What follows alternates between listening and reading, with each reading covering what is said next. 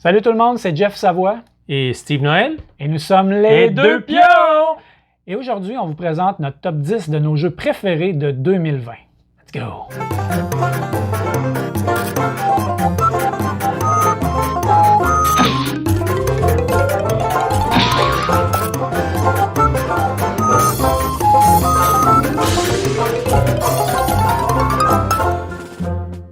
Salut Jeff. Salut Steve. Donc, au numéro 10. Je te donne l'honneur, l'insigne honneur de commencer. Vu que tu as gagné, à notre première vidéo, tu as gagné Kemet. Pour ceux qui ne l'auraient pas vu, il est dans notre liste de vidéos à écouter. Kemet Blood & Sand, qui est un excellent jeu, mais pas de 2020. Donc, mon numéro 10, c'est Dinoblivion. Donc, un bon petit jeu québécois. Faut dire que je suis moi-même fan de deck building. C'est dans mes mécaniques que j'aime beaucoup. J'aime ça, le petit build-up qu'il y a dedans. Donc, je sais qu'on a joué ensemble en plus. Je sais pas comment tu trouves ce jeu Dinoblivion. Dans le temps qu'on pouvait jouer ensemble, c'était le fun ce temps-là. Oui, écoute, je vais peut-être te surprendre, mais c'est aussi mon top 10, mon numéro 10 dans mon top 10. Hein. Je vais arrêter de dire top 10 tout le temps. C'est mon numéro 10 dans notre top 10 des jeux préférés de 2020. Dinoblivion par Jean-François Gauthier, un auteur québécois, mais honnêtement, ça pèse même pas dans la balance. C'est juste un bon jeu. Bon jeu de deck building. Et moi aussi, c'est dans mes mécaniques préférées. J'ai beaucoup de jeux de deck building. Et celui-là, il y a vraiment un bon build-up dedans. Tu sais, c'est un deck building, mais aussi un jeu de combo. Incroyable, tu as un tableau building où ce que tu vas construire tes choses puis tu vas pouvoir engendrer les combos un après l'autre. Non, c'est vraiment une belle mécanique qui joue très bien à 2 joueurs. Il est principalement à 2 joueurs. Oui, c'est ça, mais il y a un mode solo aussi. Belle présence aussi. Je pense que M. Gauthier a quand même fait tous ses artworks aussi, je crois. Hein? Oui. Il a vraiment fait un beau travail. Donc, Jean-François Gauthier, c'est comme un homme orchestre un peu. Il fait tout. Il fait tout. Il désigne ses jeux, il dessine, il fait ses illustrations, son graphisme, il produit ses jeux sur Kickstarter. Puis il est autonome. Là, dernièrement, son jeu a été distribué par Randolph. Je pense que c'est parfaitement mérité de sa part. Donc, félicitations encore. Bravo. Donc, un numéro 10 là, pour nous deux, pour Dinoblivion. Alors, Jeff, à toi l'honneur pour un numéro 9. Oui, mon 9e jeu préféré de l'année. C'est un jeu qui m'a surpris. Je ne l'ai pas vu venir du tout. Sylvain est arrivé avec ça. Paname, il m'a dit « Hey, on essaye ça, c'est le fun. On construit des lignes aériennes, puis on essaie de vendre ça à Paname. Vous allez voir, ça a l'air le fun. » Puis on a joué à ça, puis on a été surpris. Puis j'ai rejoué plusieurs fois après, puis à chaque fois, ça a marché. Numéro 1, avec tous les gens avec qui j'ai joué, ont vraiment apprécié le jeu. C'est un jeu qui a un look années 50 un peu, on dirait un jeu un peu vintage. Mais au niveau de la mécanique, tout est bien fait, tout est bien calibré. C'est un jeu qui n'est pas trop long. Puis c'est un jeu dans lequel on va construire des lignes aériennes, puis on va essayer de les revendre à Paname. Puis Paname va comme s'étendre sur la map. Fait que tu veux, dans le fond, tu veux pas nécessairement construire la plus grosse série de lignes aériennes dans le monde. Tu veux surtout que Paname te rachète pour pouvoir faire de l'argent, acheter des actions. Puis celui à la fin qui a le plus d'actions remporte la victoire. Un jeu qui est super bien équilibré. Toi, ton numéro 9, c'est quoi? Numéro 9, moi, c'est un petit jeu aussi très simple, mais qui fait vraiment la job. Je dirais, c'est Codex. Codex Naturalis. Naturalis, exactement. Ouais. Donc, petit jeu de cartes qu'on installe. On place des cartes pour avoir des ressources, puis avec les ressources qu'on génère, on peut construire des nouvelles cartes qui, elles, vont nous donner éventuellement des points. Puis c'est simple, c'est le premier qui se rend à 20 points, ça déclenche la fin de la partie. Exactement. Puis il y a des petits objectifs à faire, il y a des choses personnelles qu'on essaye de réaliser. Puis on s'étend, on part des branches, on peut se bloquer en fermant certaines branches pour en repartir d'autres. Puis selon les branches qu'on a faites, ça permet d'aller chercher des objectifs. Donc, petit jeu rapide, je dirais que c'est pas un gros jeu casse-tête, mais je dirais que ça a été un petit jeu que j'ai joué avec ma conjointe puis qu'on a bien aimé. Un jeu qui sort bien à 2 joueurs. Familial. Un beau petit jeu familial que même jeunes enfants pourraient jouer facilement. C'est 15-20 minutes, une partie très rapide. Souvent, on en fait une, puis on veut tout de suite en jouer une deuxième. Puis le volet casse-tête que Steve parle est intéressant. C'est au niveau des cartes, il y a des coins qu'on peut aller couvrir, mais des fois, il y a des cartes qui n'ont pas tous les coins. Fait que ça peut bloquer ton espèce de puzzle que tu es en train de construire. Donc, il y a un bon défi de gestion, de disposition des cartes là, sur la table. Puis en plus, le jeu est vraiment superbe, très beau. Une petite boîte de métal. Oui, tout à fait. Je l'avais pas loin ici, mais bon, je le trouve pas. Mais oui, non, un jeu qui est magnifique là, au niveau du artwork, avec des cartes qui ont un petit peu de brillant dedans. D'or. Oui, exactement. Ouais. Effectivement. Donc, Codex, bon mon numéro 9. Bon choix. On est rendu à ton numéro 8, Steve, ça serait quoi? Ah, c'est moi qui passe ça. Ben oui, numéro c'est ton 8. Ah, vraiment, ça, j'ai été agréablement surpris. Ça, encore? Tu dis ça à chaque fois. Ben, c'est quoi, c'est un top 10, faut bien c'est que... vrai. Non, mais celui-là, principalement, je dirais, il m'a vraiment surpris. Il vient comme dans une boîte à lunch, ça, j'ai trouvé la présentation assez bonne, merci. Je viens de le reconnaître. En passant, on ne s'est pas dit c'était quoi nos top 10. Fait que on le découvre. Je le découvre en même temps que vous autres. Donc, c'est Fallout. Shelter. Shelter, qui est basé sur le jeu vidéo de Fallout, qui est un jeu post-apocalyptique, où ce que tu construis ton abri nucléaire sur 4 étages. C'est 4 ou 3? J'ai un petit blanc de mémoire. 4, je pense. Il me semble que c'est 4. Ouais. On peut se tromper. Donc, donc, on construit, puis c'est un principe worker placement, donc placement d'ouvriers. On place nos jetons, on va chercher des ressources. Avec les ressources, on achète de nouvelles salles. Puis, un petit twist que j'ai bien aimé, c'est vraiment, à un moment donné, il y a des créatures qui apparaissent, puis les cartes sont comme transparentes, où on met ça par-dessus notre pièce, et on voit la créature, puis là, après ça, on peut aller la détruire et se battre contre elle. Puis, vraiment, la boîte, tout le insert, toute la manière qui est faite, même tu as ton petit plateau avec des encaveurs pour placer tes ressources pour toutes... Les petits bonhommes, les workers, dans le fond, sont faits en 3 dimensions, puis ils ont chacun un petit look différent. Le look là, connu de Fallout, là, le petit bonhomme qui nous parle toujours. Là. Fait que vraiment, très bon jeu, je le conseille vivement. Vraiment, ils ont ça... Ce que j'ai trouvé le fun, c'est vraiment comment est-ce qu'ils ont sorti d'ordinaire pour leur boîte. T'sais. Ils ont fait vraiment nos vieilles boîtes à lunch. Bon, c'est sûr qu'on est plus, je suis plus jeune, mais les boîtes à lunch de métal. Moi, j'avais pas cette boîte-là quand j'étais jeune. J'avais de quoi qui ressemblait quasiment à ça.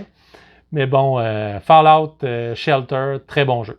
Moi, mon 8e dans mon top 10, c'est un jeu que je ne m'attendais pas à acheter, que je n'avais pas vraiment entendu parler. Et puis, c'est un ami qui vendait son jeu parce que pour lui, à 2, ça avait moins bien collé.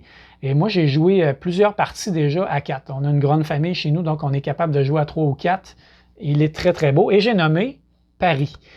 Paris, qui est un jeu... Le board est magnifique. Il est fait en rond avec tous les quartiers de Paris. Et à chaque tour, on va aller placer des clés pour obtenir de l'argent. Puis après, avec ces clés-là, on va acheter des bâtiments. Puis on va essayer d'améliorer les bâtiments qu'on va avoir pour éventuellement peut-être acheter des monuments, faire des points avec ça. Il y a une bonne tension à savoir, bon, je place une nouvelle clé pour avoir de l'argent, je vais-tu acheter un building? Puis après, parce que les premiers qui vont acheter des buildings vont avoir des bonus additionnels par rapport aux autres.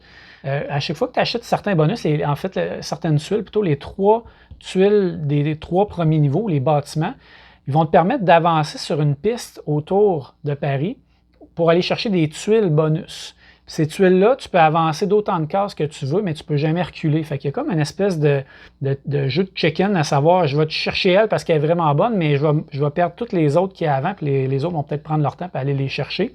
Ou je vais tout de suite la chercher pour ne pas me la faire prendre par un autre.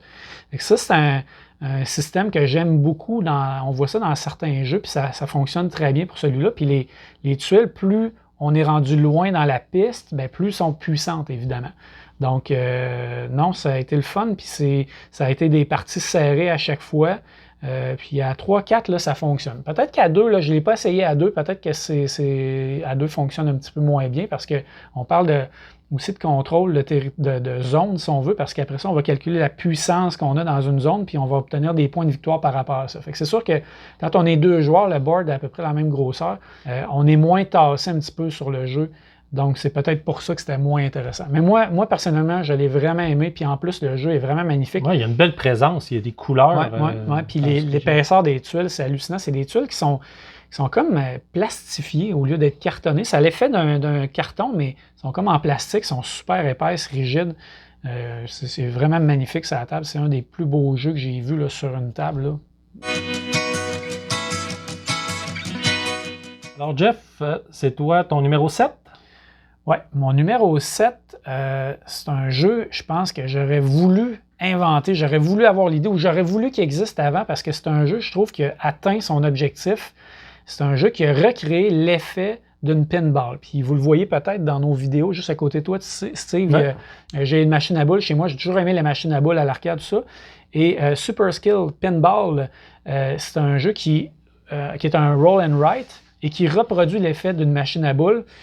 On prend 2 plateaux qui sont cartonnés, plastifiés, donc on peut écrire dessus puis effacer. Puis on va en avoir un qui va être la zone du bas où la bille va se promener, puis l'autre va être notre espèce de panneau d'affichage où on va écrire nos points. À tous les tours, on roule 2 dés, puis avec ces dés-là, on va aller décider où est-ce que notre boule va se rendre dans les zones, fait qu'on peut avoir des bumpers ou des cibles à faire tomber. Puis la boule, naturellement, va redescendre vers les flippers. Puis là, on va frapper des flippers pour que ça remonte en haut puis aller refaire des points. Puis plus on va bouger comme ça dans la machine, plus les zones vont se barbouiller, puis on va avoir moins de chiffres accessibles. Fait que ce que ça va faire, c'est qu'à un moment donné, forcément, la boule va tomber dans le trou, puis ça va être terminé, puis là, il va falloir lancer une autre boule. On a 3 boules comme ça. OK, jamais joué. L'effet est parfaitement réussi, tant qu'à moi, là, l'effet de machine à boules. Puis le jeu vient avec 4 machines à boules différentes et ils ont vraiment chacun un feeling différent, là. Il y a le clown, le Dance Fever, les Cyberpunk, puis il y a aussi le Dragon Slayer. J'ai adoré Dragon Slayer. C'était une machine de combo épouvantable. Tu peux jouer. Évidemment, les parties vont être plus longues, plus il y a des combos comme Dragon Slayer. Ça nous avait pris quand même 1h15, 1h30 à jouer la partie à 3. Mais la première, le clown, là, c'est beaucoup plus rapide. Donc, l'effet est parfaitement réussi. Fait que c'est pour ça qu'il se retrouve dans mon top 10. Un jeu, encore une fois, qui sort un peu de nulle part, qu'on n'a pas trop entendu parler, qu'on n'a pas vu venir, mais qui fait exactement ce qu'il avait promis de faire, puis il le fait à perfection. Toi, ton numéro 7, c'est quoi? Mon numéro 7, c'est un jeu que j'ai kickstarté, que j'ai reçu. Donc, c'est une réédition. Donc, c'est Cléopâtre et la Société des architectes. Vraiment un petit jeu que j'avais bien aimé à sa première édition, que j'avais joué. Puis je trouvais que c'est un jeu qui faisait la job. J'aime bien le petit côté push your luck avec la corruption. Donc, principalement, c'est un jeu où on doit en équipe, pas en équipe, mais on doit reconstruire le temple de Cléopâtre et chaque joueur y ajoute des morceaux, puis selon le morceau qu'on y ajoute, ça nous fait faire des points. Et vraiment, puis la réédition qu'ils ont fait, c'est un jeu qui est majestueux, qui a une présence sur table vraiment incroyable. Moi, en plus, j'ai la version toute peinte, toute en couleur, donc vraiment une belle pièce.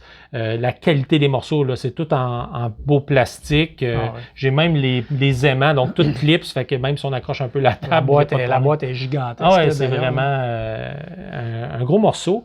J'ai bien aimé aussi la petite partie qui ont changé, parce qu'ils ont changé certaines règles pour le rendre un peu plus simple. Où il y a certains employés qu'on peut payer pour faire plus d'actions durant un tour ou améliorer nos actions. Et avant, il était dans les cartes, mais maintenant, il est accessible en tout temps, mais selon sa position, il nous coûte plus cher, soit de ressources ou de corruption. C'est souvent de la corruption qui nous permet d'utiliser ces personnages-là. Puis ça, la petite corruption, ça c'est quelque chose que j'aime beaucoup dans le jeu, à savoir, est-ce que j'en ai plus que les autres, j'en ai-tu moins que les autres? Si j'en ai trop, est-ce que je vais être capable de faire mes points en fin de partie? Donc, je pense que c'est toutes des petites parties, moi, que j'aime bien. Puis aussi, c'est sa simplicité. Je trouve que c'est encore un jeu qui se joue familial, où tu as tes cartes avec tes ressources, puis avec tes ressources, tu construis les morceaux du temple selon ce que tu as. Donc vraiment, je pense que quelqu'un qui recherche un jeu familial, c'est le genre de jeu que même des jeunes enfants, je dirais qu'à peu près 7 ans. Moi, Juliette a joué et elle a bien aimé ça. Oui, c'est ça. Fait que jeunes enfants vont avoir du plaisir parce que devoir construire le temple, je pense que ça, les gens vont beaucoup apprécier ce petit côté-là. Donc, Cléopâtre et la Société des architectes. La seule chose, c'est quand même assez long à sortir et à ranger parce qu'il y a vraiment beaucoup de morceaux. Fait que pour un jeu qui dure à peu près 1 heure, là, le setup est assez long quand même. Effectivement. C'est un jeu en soi de le ranger parce qu'il faut que tout te replace. Une chance, tu as le plan qui vient avec pour le ranger parce que effectivement, c'est un casse-tête en soi. Juste visuellement, une fois que le temple de Cléopâtre est fait, là, il est vraiment, vraiment très, très beau. Là. Fait que très beau jeu. C'est mon numéro 7. Bon choix.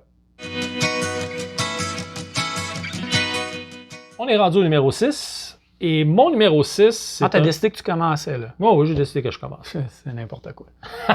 Vas-y, c'est quoi? Mon numéro 6, c'est Calico. Vraiment un petit jeu qui a l'air de rien. Je m'attendais à... Des beaux petits minous. Ouais, je suis sûr que c'est ça qui très à la mode, hein, très tendance. On a intérêt à pas parler contre les tu l'as pris. Quasiment.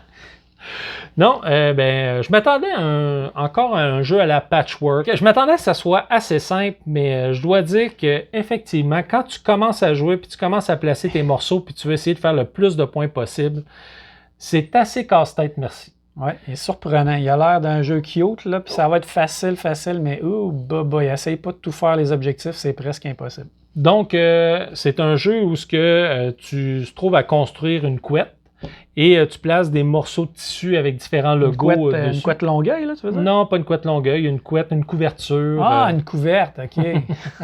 Toi et tes mots savants. Une couette!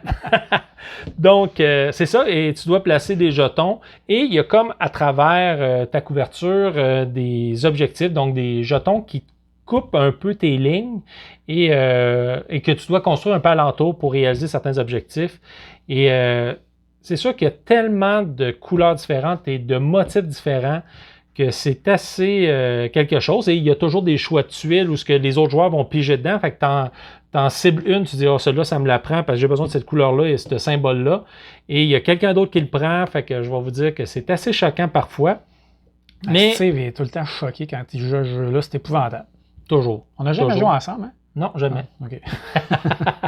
Donc, mais une fois que tu joues, je pense que ça peut aller chercher la fibre gamer des gens qui veulent des jeux quand même assez solides et autant les gens qui veulent des jeux un peu plus simples.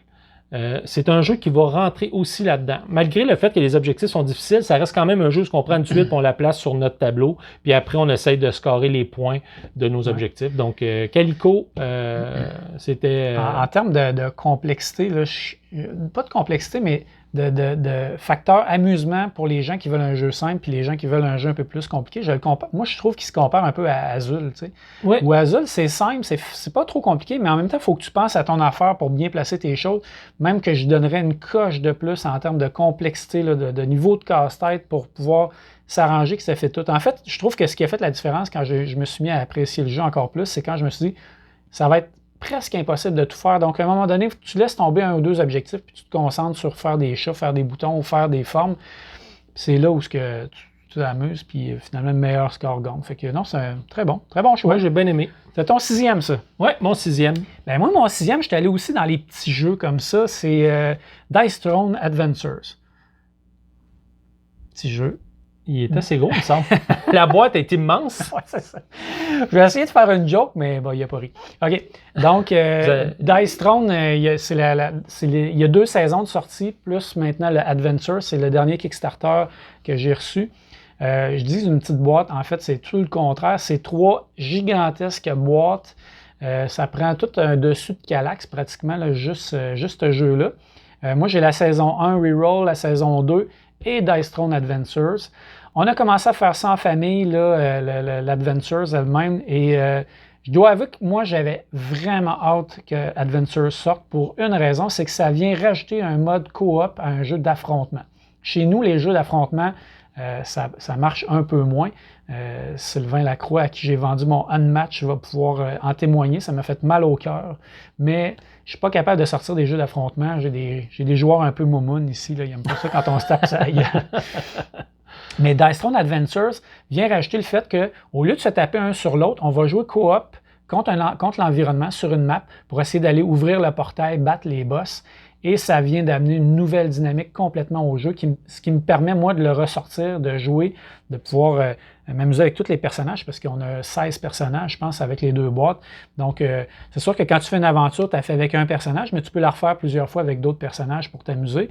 Et c'est un jeu qui est magnifique, magnifiquement illustré. Une très belle production aussi. Quand tu rouvres ta boîte, tu sors ton héros, tu as tout ton kit, et tout là, tout bien emballé, tout bien serré. Eux autres, ils ont vraiment eu leur insert, là, c'était vraiment toujours bien fait, bien rangé. Tu sais, tout se place bien. Il y a vraiment une belle présence. Là. Puis d'ailleurs, quand ils ont fait la saison 2, ils ont vraiment upgradé par rapport à la saison 1. La boîte, les inserts, les illustrations. Avant, les cartes d'action n'étaient pas toutes illustrées. Fait que, où il y avait la même illustration. Fait qu'ils ont décidé, avec le Kickstarter Adventures, ils ont décidé de refaire la saison 1, mais de la refaire à l'image de la saison 2. Fait que moi, j'ai vendu ma saison 1 à toi. Non. Non, c'est pas à toi. OK, je l'ai revendu à quelqu'un. C'est pas moi. Et j'ai acheté la saison 1 Reroll, qui a le même look que la saison 2. C'est vraiment super beau. Puis dans l'Adventure, j'ai pris le kit avec les miniatures qui sont peinturées, tout ça. Fait que c'est un jeu qui a une très belle présence sur la table. C'est le fun. C'est un jeu, on s'entend là, côté mécanique, on se casse pas la tête. On roule des dés, c'est Lium. On roule, on garde des dés, on roule, on garde des dés, on roule. Puis avec ce qu'on a fait, on va aller voir dans notre personnage quelle action on est capable d'activer. On va faire l'action qui va faire des dommages, qui va donner des points d'armure ou qui va nous guérir, des choses comme ça. J'aime le petit côté d'upgrade aussi, des cartes, des habilités, ça j'aime ça aussi. Toutes les habilités de ton personnage, tu peux les upgrader en payant des points de combat. Donc non, c'est mon 6e choix dans mon top 10 et beaucoup de plaisir avec ce jeu-là. Bon choix aussi.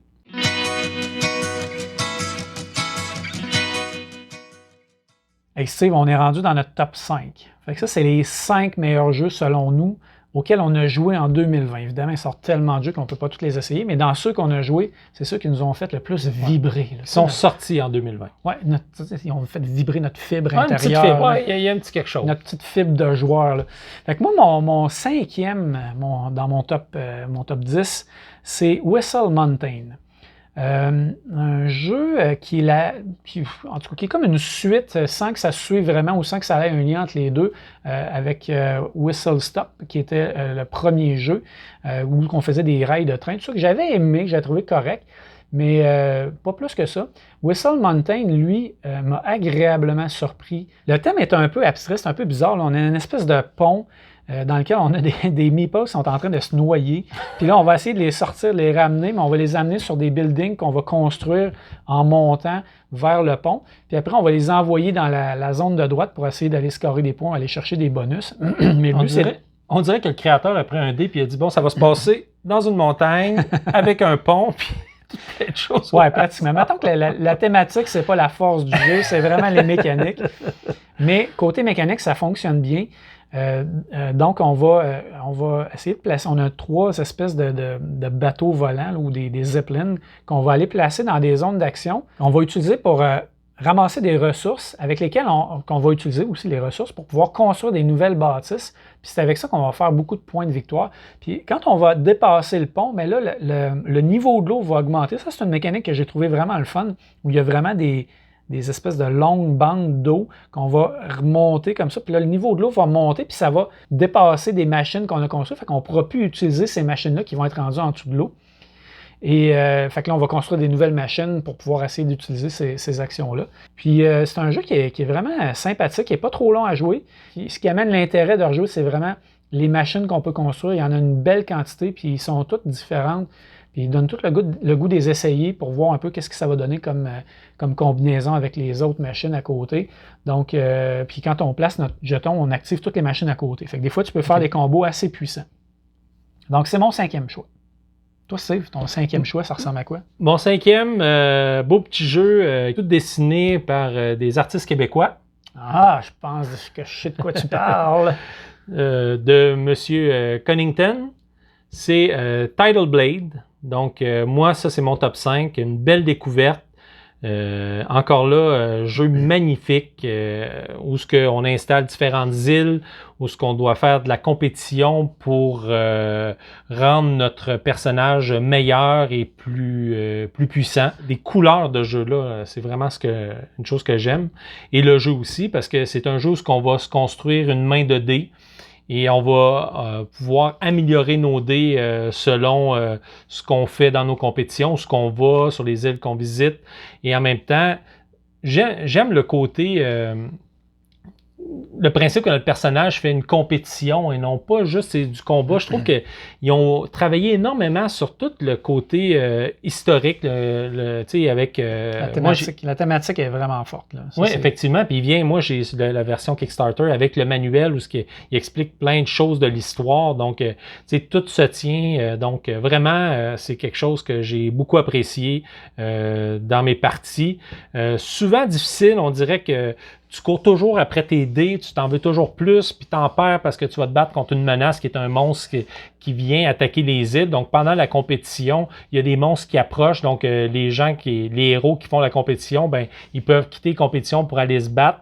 Et puis c'est souvent très punitif si tu y vas pas. Puis ça l'est quand même quand tu y vas parce que tu perds tes dés. Fait que vraiment, le matériel et tout, c'est un jeu que j'ai beaucoup de plaisir à jouer. Donc, mon top 5, c'est Tidal Blade. Ouais, superbement illustré. D'ailleurs, Mr. Cuddington ils sont en train de préparer un projet spécial de jeu de rôle, je pense, sous cette thématique-là. Il y aura sûrement, en tout cas, parce que sur le nom du jeu, je pense que c'est écrit, là, je le vois là-bas, il me semble que c'est écrit saison 1 ou quelque chose comme ça. Oui. Il va sûrement avoir une saison 2 ou une suite, tout ça. C'est un jeu qui a effectivement une super belle présence sur la table. Nous aussi, on a joué beaucoup. Très bon choix, Steve.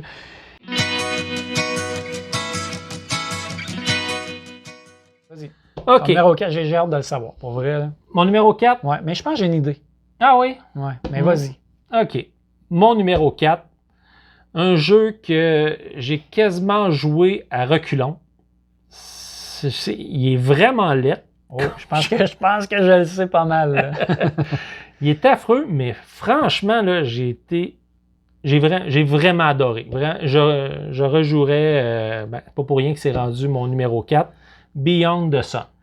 Ouais, affreux, tu y vas fort un peu. Moi, je le trouve sympathique, visuellement, non? Non. Okay. Non, je trouve que c'est juste un... C'est sûr que c'est pas Tidal Blade, là, on va s'entendre. Ouais, c'est ça. Quand tu pars à Tidal Blade, puis après, tu arrives à Beyond the Sun. Donc, c'est simple. T'es comme une corporation. Puis, dans le fond, on évolue. C'est comme un... Je cherche, j'ai plein de termes anglais, mais une... Vas-y, j'ai traduit. une track? Oui, une track d'évolution, mettons, où ce que tu choisis différentes choses que tu veux découvrir, des recherches, un tech tree qu'on appelle en anglais, allez, traduit. Un arbre de technologie. Un arbre de technologie. Hein? Donc, qui fait que quand que tu découvres deux technologies, exemple, ça te donne accès à une autre. Puis vraiment, puis ce qui est intéressant, c'est que ceux que tu découvres, dans le fond, tu les découvres aussi pour les autres. Mais quand même, ils doivent dépenser des choses pour aller les chercher.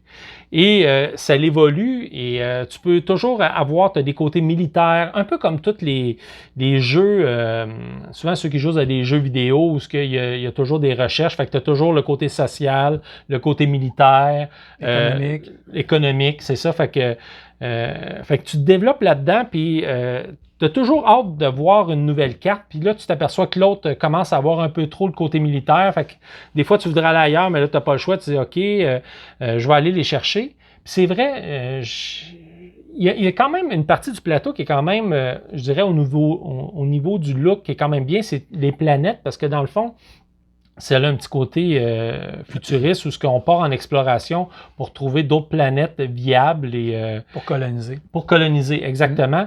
Fait que tu crées des flottes de vaisseaux pour pouvoir aller sur d'autres planètes et c'est là que si tes adversaires ont des vaisseaux à ces endroits-là, où ce que tes côtés militaires vont t'aider pour pouvoir les enlever puis pouvoir reprendre possession de nouvelles planètes.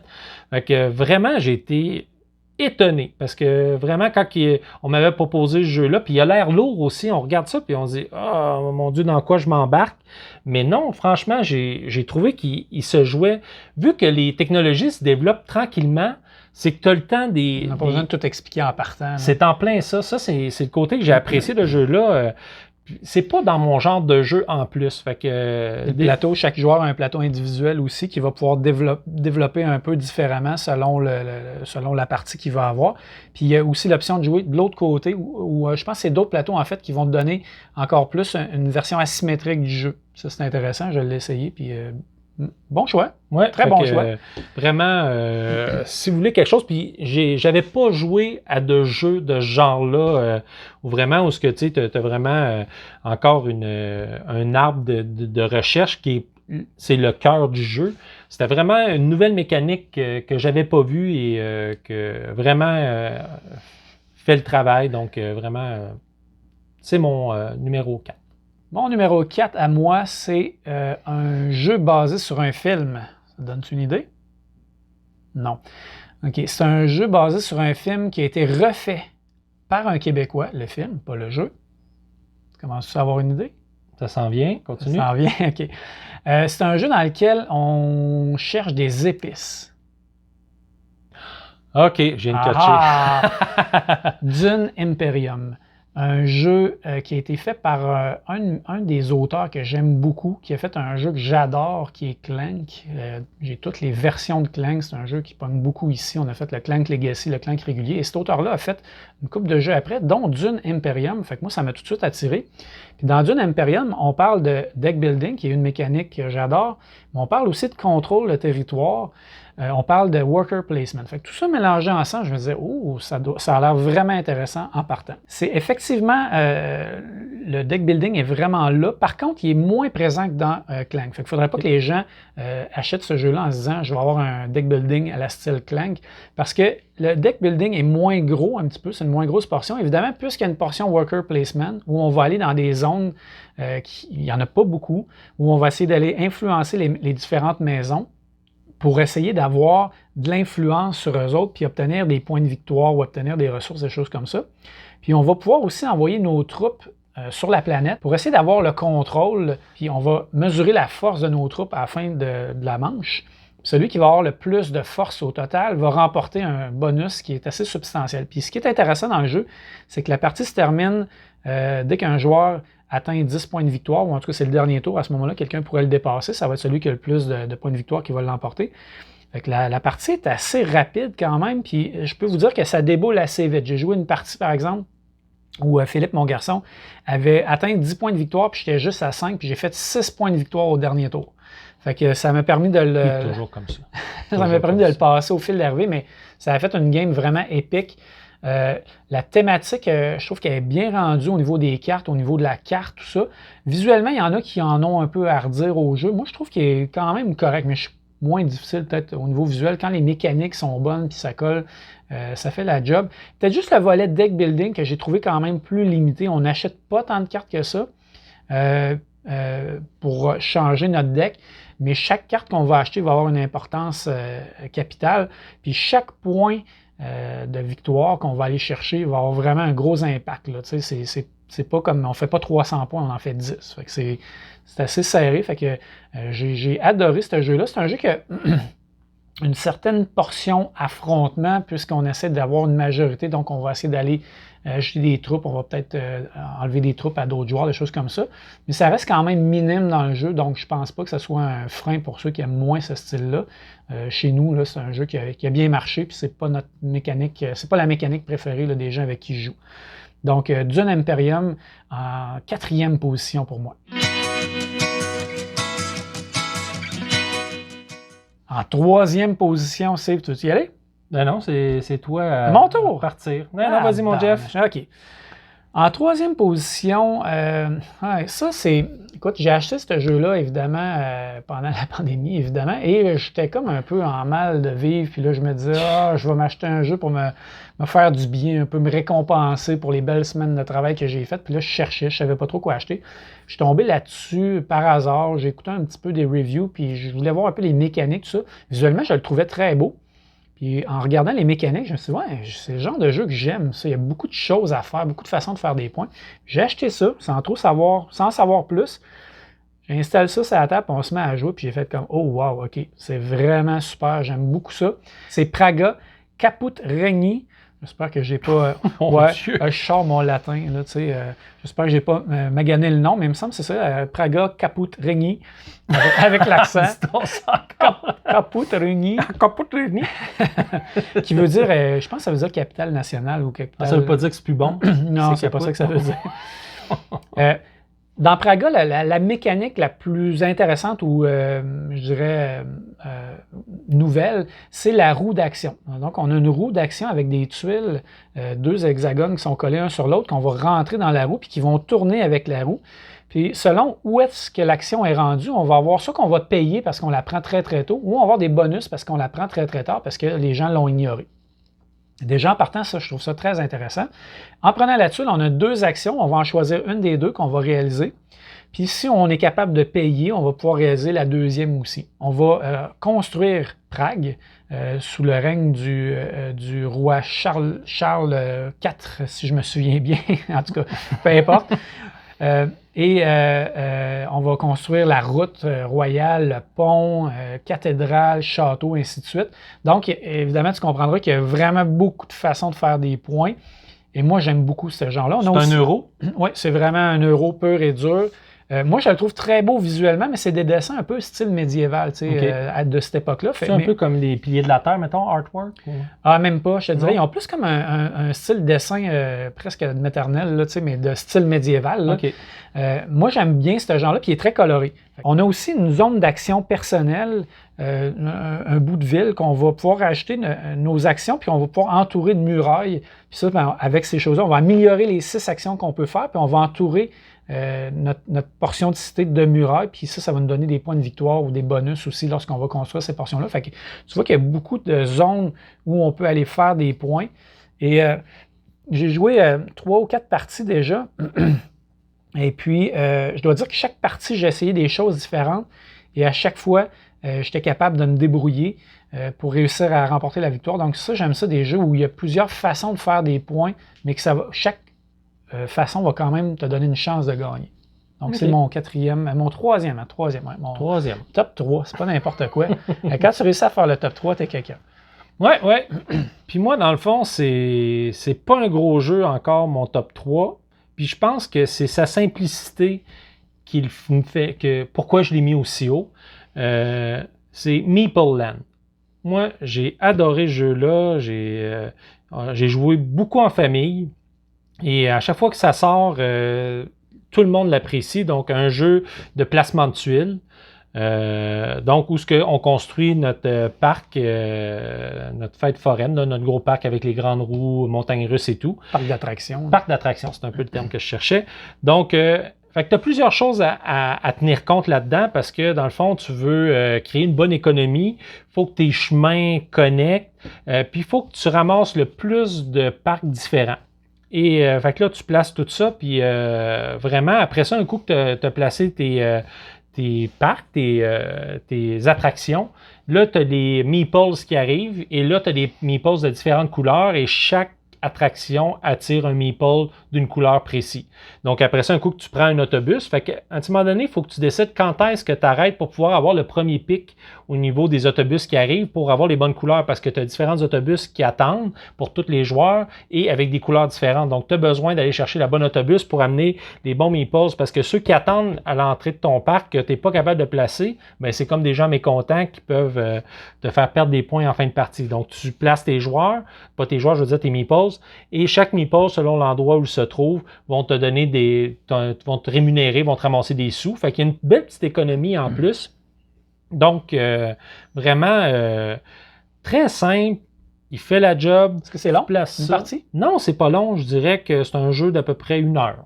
1 heure, okay. Je dirais. Fait que tu visuellement, il est beau. En tout cas, je l'ai vu, là, puis il est très, très beau. Oui, visuellement, tu peux l'agrandir. Fait que tu as ton plateau, qui est un carré vert avec juste ton entrée. Ils font même ta petite porte d'entrée en 3 dimensions avec les 2 petits piliers, puis Meeple Land. Donc, ils ont vraiment fait une belle présentation. Puis simple, fait que c'est le fun à placer, puis tu regardes ce qu'il y a disponible, tu vas aller chercher, tu as ton petit pad pour cocher les parcs que tu as. Donc après ça, au niveau du décompte de points, facile. Il joue bien à 2, j'imagine? Ah oui, ben oui, il joue bien à 2, à 3, à 4. Donc vraiment, selon le nombre de joueurs, moi je pense que c'est pour ça que je l'ai mis aussi haut. Tu sais, quand on parle d'un jeu au niveau plaisir, là, à chaque fois qu'il sort, j'en ai beaucoup de plaisir. Je suis surpris, 3e, c'est fort. OK, intéressant. Ouais.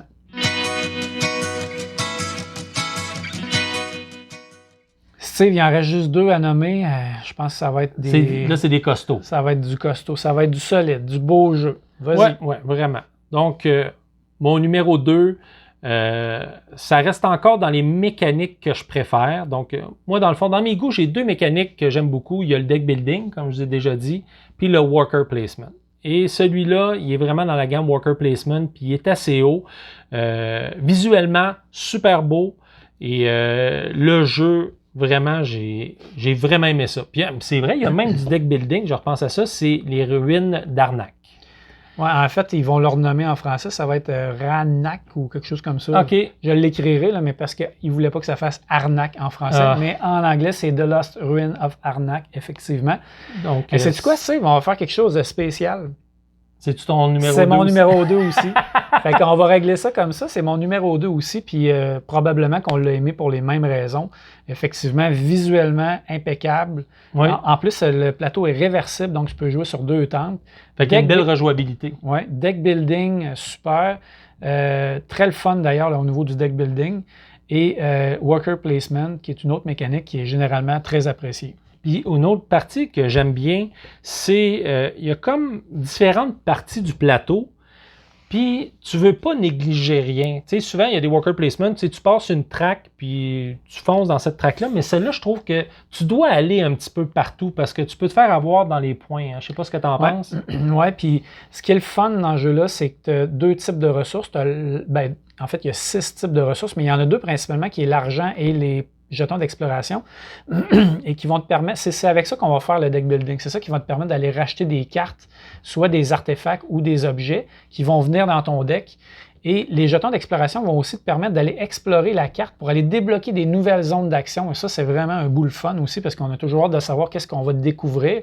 Il y a des créatures qui vont arriver qu'il va falloir combattre. Et après ça, il y a tout un autre volet sur le côté qu'il ne faut pas négliger, puis c'est de ça que tu parlais, oui, exactement. La zone de recherche qui, elle, dans laquelle il y a beaucoup de bonus à aller chercher, puis c'est pas facile à avancer, mais il y a tellement de points, c'est probablement la zone où il y a à peu près le plus de points dans le jeu.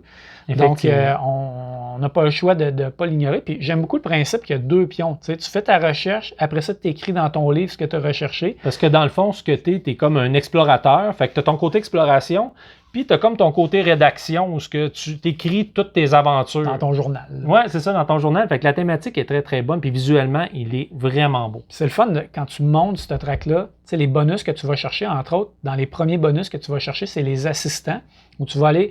Encore là, c'est le plaisir, c'est que c'est jamais les mêmes. Fait que tu vas aller chercher de 1 à 2 assistants que tu vas pouvoir taper dans ton tour pour utiliser leur pouvoir. Puis ils vont vraiment te donner un coup de main. Puis éventuellement, quand tu vas monter ton livre aussi, tu vas pouvoir les tourner. Puis ils vont arriver du côté amélioré. C'est ça. Puis là, ils vont te donner un pouvoir encore plus fort. Fait que pour vrai, là, comme tout marche bien dans le jeu-là, puis on joue 5 tours. Puis plus les tours avancent, moins il va y avoir d'objets qui sont très utiles à acheter au début, mais plus il va y avoir d'artefacts qui sont très puissants, mais plus durs à aller chercher. Fait que encore là, il y a un bon build-up, je trouve, là, dans la partie. Le petit côté exploration aussi, où tu t'avances sur le plateau, puis mettons, tu as des cartes te déplacer avec des chemins, ça prend des autos, puis après ça, tu as besoin d'avions, puis on dirait plus tu es loin, là, selon ce que tu traverses, tu as besoin de différents types de véhicules. Il y a un petit côté hasard, c'est-à-dire que lorsque il y a des endroits, tu sais, dans le fond, que tu explores, mais c'est toujours caché, puis les créatures qui vont protéger, dans le fond, parce qu'il y a un petit côté fantastique, qui vont protéger, tout est pigé, fait que la rejouabilité est vraiment intéressante. J'aime beaucoup le fait que quand tu joues ton tour, tu vas pouvoir jouer une carte, mais de 3 façons. Tu sais, ça peut te servir de carte de déplacement, ça peut te servir d'action sur la carte elle-même, ou tu peux t'en servir comme ressource avec un éclair dessus. Puis des fois, tu pourrais, si tu veux, faire un gros tour, faire tous tes combos, puis presque tout jouer tes cartes en un tour, mais souvent, tu ne veux pas vraiment faire ça parce que tu veux voir un petit peu ce que les autres vont faire. Fait que moi, quand je joue, en tout cas, j'ai tendance à aller un peu lentement, sortir les petites cartes au début, faire une action, même si je pourrais en faire plus, pour voir un peu comment ça va se passer. Puis, ou des fois, même, tu es pressé parce que tu veux aller à une place avant que quelqu'un d'autre y aille aussi. Là. Fait que cet aspect-là de vitesse à laquelle tu vas jouer, j'ai trouvé ça vraiment bien rendu dans ce jeu-là. Fait que moi, là, pour cette raison-là, il se retrouve en 2e aussi comme toi. Effectivement. Fait que, je pense qu'il mérite vraiment sa bien position. sa place. Ouais. Donc, les ruines de Ranak, je pense, en français. Rakag, Ragnar, en tout cas. On vous l'écrira en bas. Là. Effectivement. Donc, c'était la 2e place.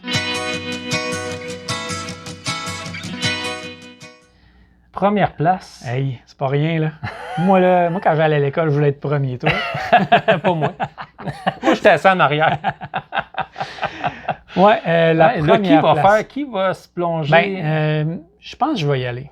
Ah oui? Ouais. On va-tu avoir encore Non, un vas-y, crossover? Ou, Non, je pense pas. Non, je pense Non. pas qu'on va avoir un crossover. Non, Non. non, non. Fait que je vais y aller parce que le tien risque d'être plus surprenant que le mien. Ma première place a déjà été nommée par mon autre pion, Steve. Là. Que je trouve que tu l'as mis trop bas d'ailleurs pour la qualité du jeu, mais ça a été vraiment mon coup de cœur, ma grosse découverte de 2020. Beyond the Sun? Eh oui, Beyond the Sun. Écoute, je peux pas te dire comment j'ai adoré ce jeu-là. C'est vraiment un jeu que j'apprécie sous toutes ses coutures.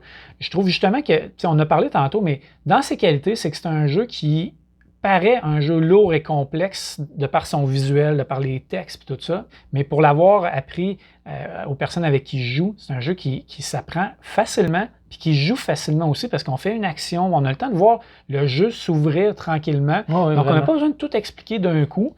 Puis j'aime beaucoup les deux volets, le volet recherche et le volet exploration de planète. Puis je vous confirme que les deux tracks sont très viables pour essayer de gagner la partie. On peut aller une partie très, très recherche, puis presque pas s'occuper des colonies, versus s'occuper des colonies, être très, très fort, puis s'occuper beaucoup moins des recherches. Je dirais pas de ne pas faire ni un ni l'autre, mais focuser un peu plus sur un par rapport à l'autre. Moi, j'ai adoré le côté visuel, la portion planète, je le trouve très, très beau. C'est sûr que côté recherche, c'est plus drame, mais je pense que c'est pour faciliter la lecture des cartes beaucoup. Effectivement, puis je me rappelle d'une partie où ça avait été vraiment fort militairement. Puis on dirait que quand quelqu'un prend une traque militaire, à un petit moment donné, on dirait que tu n'as pas le choix d'aller un peu pour compenser, là, parce que autant dans les recherches tu avances que ça t'influence dans l'autre partie qui est l'exploration. Oui, effectivement, ce volet-là est intéressant. C'est que des fois, tu dis, je vais faire la recherche de cette partie-là, puis je vais laisser tomber le reste. Mais quand tu vois l'autre joueur ramasser tout plein de planètes, là, tu te dis, oh, t'as peu, là, peut-être que là, je laisse trop la vie facile, fait que je vais aller donner de la difficulté. Il faut savoir aussi que c'est un jeu qui est rapide.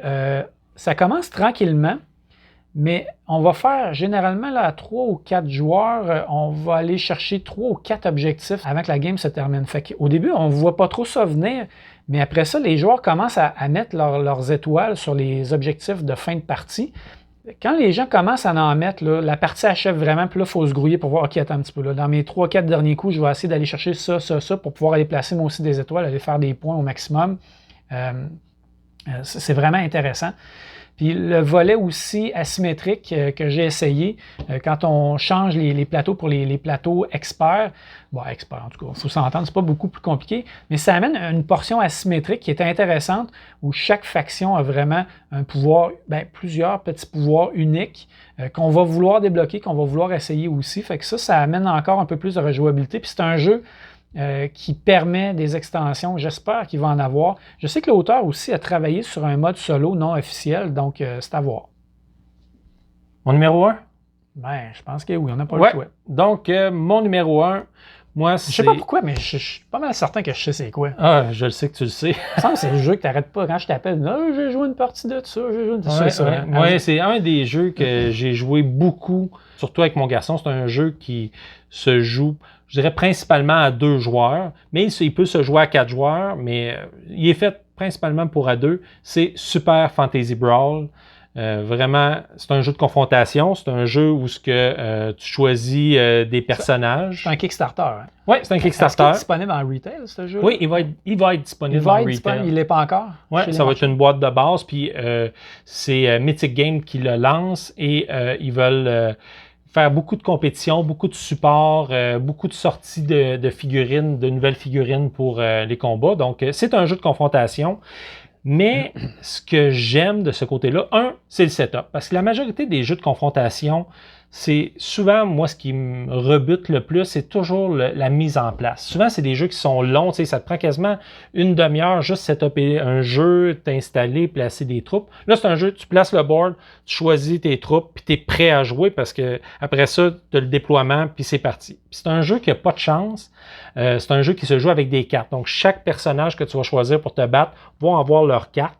Et on va brasser ces cartes-là, on pige les cartes, puis on va jouer avec une main qu'on va renouveler à chaque tour. Et Ce qui est intéressant, c'est que c'est pas juste le combat. Dans le fond, il y a aussi un autre volet qui est les objectifs. Les objectifs, exactement.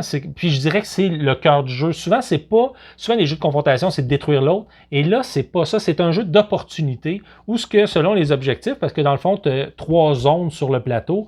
Et selon l'objectif, exemple, ça peut être, faut que tu ailles au moins, faut que tu sois majoritaire dans la zone jaune. Fait que si j'ai 2 personnages, puis mon adversaire a 2 personnages, personne ne le contrôle, donc il n'y a pas de point. Mais si moi, je réussis avec mes cartes à pousser l'autre joueur d'une case qui ne soit plus dans ma zone, parfait, je ramasse l'objectif. Et c'est le premier joueur qui a 5 points de victoire qui gagne la partie. Ça va vite aussi, je pense. Oui, exactement. Une demi-heure, tu joues une partie. Puis, ce qui arrive, c'est que tu finis une game, puis tu dis, on en rajoute un autre. OK, parfait. On sort sélectionne d'autres personnages, puis on rejoue une partie. Fait qu'en 1 heure et demie, on peut jouer facilement 3 à 4 parties. Tu as combien de personnages différents? Parce que toi, tu as acheté le Kickstarter, fait que tu as eu plusieurs boîtes. Oui, exactement. Ben, j'avais une méga boîte blanche qui comprenait la majorité des personnages, plus une petite expansion. Je pense que j'en ai jusqu'à 15 personnages. Ce qui est le fun, c'est de faire les mix, j'imagine, entre les personnages. Oui, c'est ça. Lui avec lui, ça fait pas la même chose que lui avec lui. Exactement. Comme dans la majorité des jeux du genre, fait que pour ceux qui ont joué à des jeux vidéo, à la League of Legends ou des choses comme ça, tu as vraiment des personnages qui supportent les autres, des personnages qui sont capables d'encaisser, et tu as des DPS, des personnages qui font un peu plus de dommages. Donc souvent, tu essaies de te balancer. Tu as des guérisseurs aussi. Donc vraiment, puis je me suis amusé. Pour ceux qui aiment peindre, là, la qualité des personnages sont vraiment gros. C'est pas des petites, mais vraiment, ils ont fait des personnages un peu plus gros. Puis moi, je les ai toutes peinturés. Fait que quand on joue puis je joue principalement avec mon garçon, souvent il me dit on joue une petite partie, parfait, on set up le jeu, on a le temps de jouer un peu avant les devoirs et vraiment une belle présence, puis j'ai été agréablement surpris justement du fait qu'il se joue vite et il n'y a pas de volet chance. Là, la chance peut être sur le fait de piger, d'avoir une bonne main, d'avoir les bonnes cartes quand même, mais tu n'as pas de roulage de dés encore, donc bon petit jeu vraiment agréable. Donc mon numéro 1, Super Fantasy Brawl, à ne pas manquer. Donc, c'était notre top 10 de 2020. Oui, quand même des bons titres là-dedans. Puis je suis surpris, on n'a pas tant que ça qui se rejoignent, mais juste peut-être 3-4. Ça veut dire qu'il y a beaucoup de bons jeux en 2020 qui ont été sortis. Ça a été bien plaisant pour vrai, ça a été le fun. On faudrait refaire ça. Super, fait qu'on vous remercie d'avoir écouté ça, puis on se revoit dans une prochaine vidéo. À bientôt!